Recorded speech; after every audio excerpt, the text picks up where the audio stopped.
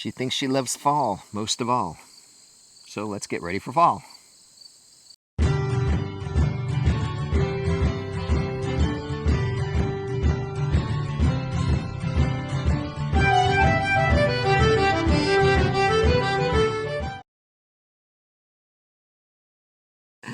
Hey everybody, welcome back to the Renewed Homestead.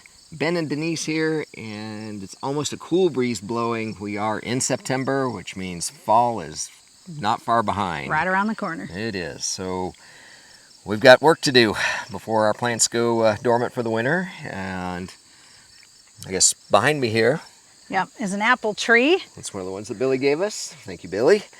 And you can tell it's grown up.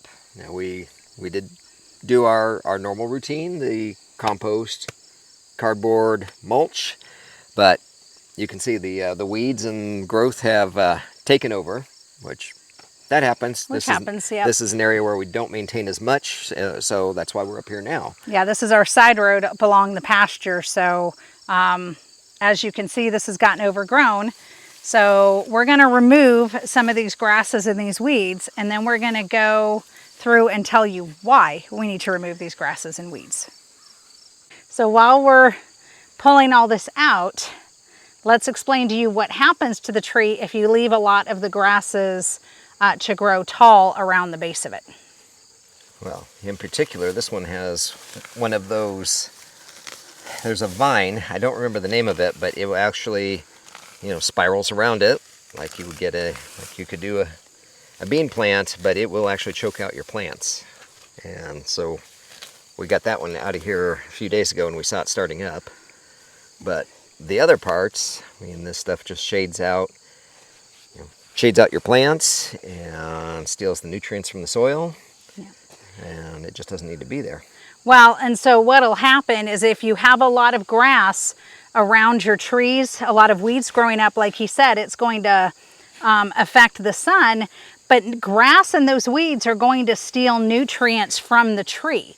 So let's show you how to get a higher yield by pulling all of these out of here. And then what we do next is actually going to help the tree next spring. You can see the soil actually looks really, really nice. So that compost has broken down really, really good. So is the wood mulch. All right, so as we stated, removing the grasses and the weeds from around your tree will improve your yields. But what we're going to do is actually fertilize the tree as well. So what's the first thing we're putting down? We're actually going to put down comfrey. This will break down. Dirty. This will break down and actually take all those nutrients that the comfrey has brought up through its long taproot, and it will feed the tree again. So y'all, if you have fruit trees, you want comfrey planted near them, and if you need comfrey, we have it for sale on our website, renewedhomestead.com. Click on that shop button, and you can buy some comfrey root. All right, let's get to the next step. All right, so we've got our comfrey down, and we've got a bucket of our home brewed compost. And the stuff that you've seen us working over, and the chickens working over, and it's ready. If you can imagine, this used to be, oh goodness, what all have we got in here? Just lawn clippings and coffee and straw, dead birds. Yes. Well, the coffee, do not want to feed your chickens coffee grounds. So no, the coffee did not go in with the chickens. That was added later when we were cooking this down. But anyway, so we're going to put a nice layer of the compost on top of the comfrey, and then there's one more step, and I think we're good. Loki, this is why we don't have comfrey up here. You're doing what the deer did. Well, Loki's had a bit of a bellyache lately, so he's eating comfrey. Maybe he's thinking it'll help him, and it might. It might. And of course, he might have eaten too much, and that's why he's got a bellyache. I don't know. Good boy. All right, so let's get this down here. And you want to lay it on pretty thick, y'all, because this is fertilizing your tree. Yeah, I'm going probably almost 2 inches deep. And don't ever let this or wood chips or anything get right up against the tree itself, because that can damage the bark and cause it to rot and kill your tree and your plants. So we're putting it down, but then I'm going to pull it away from the tree base. There, I'll move that. I know you can't see me from there, but trust me, I don't have it up against the tree now. Y'all put in the comments if you know what these are. First ones of the season. All right, comfrey down, compost down, and now wood chips. Now, wood chips are going to do two different things. One, it's going to break down and feed the tree as it breaks down. But another really important part of wood chips is it's going to stop the grasses and the weeds from growing at the base of the tree. And it's also going to keep moisture in. So on weeks where it's really dry, it's going to help keep that moisture in. Now, we made the mistake last year of not putting enough wood mulch down. So we're going to put a really thick layer down this time. All right, we have one more step. So comfrey, compost, no, stop. Oh. Comfrey, compost, and then wood chips. And then the last, you might think sounds a little strange, but let's explain.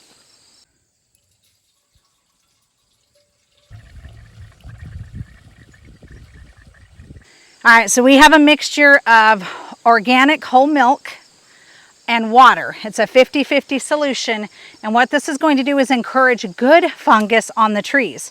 So last year we noticed, well actually this last spring we noticed this awful stuff on our peach trees, and it was this awful growth. Didn't know what it was, found out it was a fungus, and I wasn't sure what to do. I did not want to use fungicide. I didn't want to use copper. I mean, we've used it in the past, but I really wanted to look for a more natural solution. So we were talking about it with Billy, and Billy at Permapastures Farm had recommended spraying the trees with milk. And it sounds weird, but it actually really works. Our peach tree, so we cut off all of the leaves on our peach tree that were affected by that fungus, sprayed it with the milk, put down comfrey and more compost, and I'd say, what was it, about 3 or 4 weeks, that tree grew back and it was doing really, really well. It's probably about 3 or 4 weeks. I'm not even sure it took that long. Yeah. That fungus was gone very quickly, and we picked out the leaves, but the tree started sprouting out very quickly after that. So. Yeah, so it actually encouraged the good fungus. So this is something that you can do several times a season, just to encourage that good that good fungus. So we Okay. Did he get wet? He is. And now that's a real milk boy. All right, so this is going to actually encourage the good fungal growth and keep the bad fungal growth off. So again, just do this a few times a year and it should actually help. Okay. All right, so that's what we're doing. We're going through and doing this with all of our fruit trees. We've had a lot of rain, so the cardboard is breaking down. So that's why we're doing a really, really thick layer of of wood chips right now. But this will absolutely help with yields, and this will help encourage the good fungus as you go throughout the season. All right. Well, we figured we'd give you a nice backdrop as we close out the video. I don't know, any preparations you're making for fall different from what we're doing? I mean, as we say, the feedback is great because we all learn from each other. So we're prepping for fall and winter. Well, yes. So because these will go dormant, but that fertilizer is going to keep going down into the soil. Yep. And then we'll probably do something very similar next spring, right? Mm-hmm. Yeah, we'll definitely be coming out spraying them with the milk for sure. Oh yeah, definitely. So, and not fall without bugs in the face. California wave, North Carolina wave. California wave. North Carolina wave. I'm sorry, folks.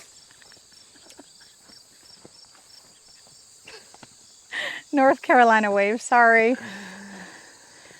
I was reading about California just a bit ago about a big hurricane, I guess, that's coming up into California. So. Yeah, that should be interesting. Yeah. So, all right, well, get together October 22nd. We still need volunteers for security. Yep. So if you'd like to attend, RSVP with your full name and all who are attending at renewedhomestead@gmail.com. Yep. Social Security, last four in your PIN. No. No. But there are still some spaces available. So if you want to come out and meet Pinball and Billy all in person. And us. And us. I know we're not as special as Billy and Pinball. No. But it'll be fun. It'll be a good time. So anyway, as Denise mentioned, the website for Comfrey if you need it. And I think that's about it, right? Yeah, we'll bid you adieu. Adieu. Adieu.